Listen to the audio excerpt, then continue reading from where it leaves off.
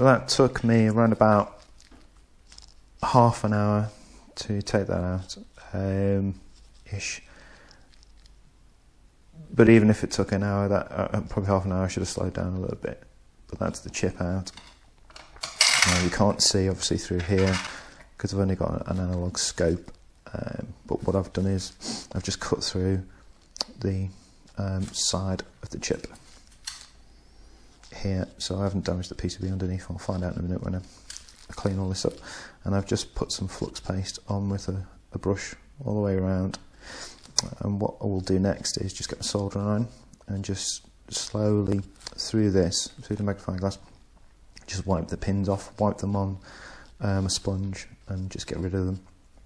And then clean this again and then prep it, some more flux paste, mount the chip and solder one pin in on one corner, one on the other, just to get it all aligned. Make sure I've got the dot in the right place, which will be on the chip. So it's pin 1, which is up here, and I've taken a photograph just to make sure, and then just slowly work my way around, all the way around until I've got the 100 pins soldered back on. This is the board now cleaned up with all the pins removed. So I've gone through on the microscope very, very carefully with my smallest tip soldering iron I can get. This is a 18 watt, it's not temperature controlled, but you could use a temperature controlled one. But the main thing is that the point is very, very small, clean, and what you want to do is, with flux over all the pins, just gently wipe on a sponge, wipe on a sponge, wipe, and just work your way along the pins, very briefly touching the pins, not too long. If you spend too much time on it, more than a second or two, that's too long, you'll lift a trace. So go back, clean it, put a bit of flux on, try again. Some of the points where you get to an earth point, in my experience I've found that sometimes you need a little bit more heat or a little bit more flux, because obviously you've got an earth point and more copper to take away the heat, so you need slightly more heat, not a longer time. If you put longer time on, you'll lift the trace, it just won't work. So go all the way around, clean, and then use a lint-free cloth, some IPA, and just clean up all these small traces. Clean everything away, get the magnifying glass to check there are no bridges, and no bits of solder, no bits of copper off the chip. Just make sure everything's clean, get some flux on a brush and go along and apply it to all these pads. Put some flux onto your chip and mount it, obviously with the dot there for pin 1 corresponding to the processor.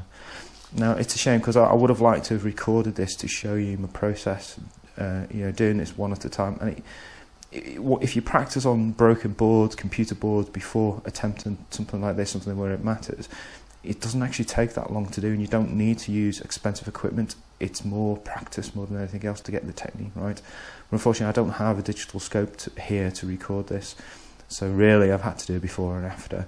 But it's basically just taking your time, and trying to get just doing it as slow as you can, and then checking everything once you've finished. So flux on the edges of the processor flat on the board, solder one pin, maybe one pin in the corner, go back over the scope, make sure everything's lined up absolutely correctly, and then just take your time, one pin at a time, and just briefly touch. And with them, with some solder on the pins already, you shouldn't really have to add too much solder to the pins for them to make contact.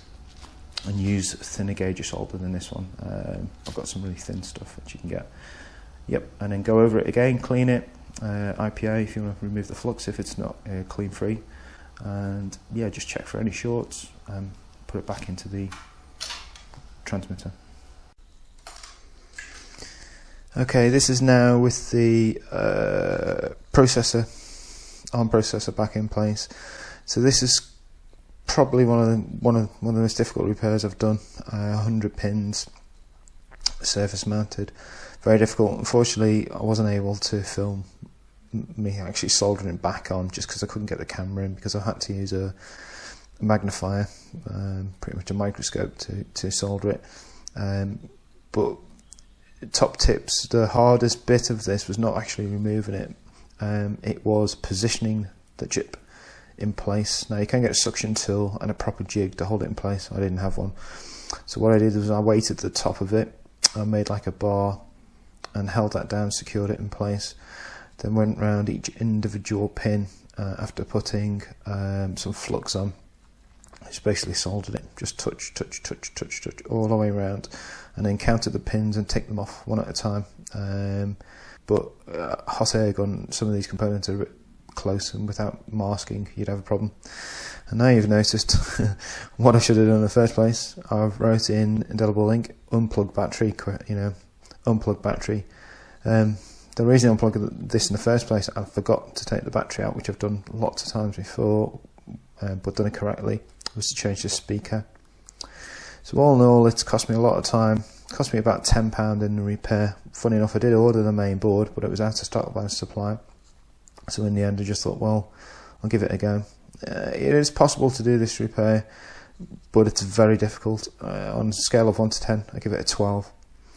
And another note is that when you obviously first switch it back on, if you've successfully soldered this chip in place without destroying it, used an air strap, and gone through every single pin to make sure there's no shorts before powering it on, with it all back together, nothing will happen. Now with the new speaker, you'll get a click, and that's a good sign. Obviously, when you plug it into your computer, you'll get the STM bootloader. Go into Companion, for me, 2.2.3, and then reflash your firmware and your backup files, and it should spring back to life. But yeah, if you have this and you have the tools and the time to do it, you want to save yourself some money, give it a go. A moment of truth. Welcome to OpenTX.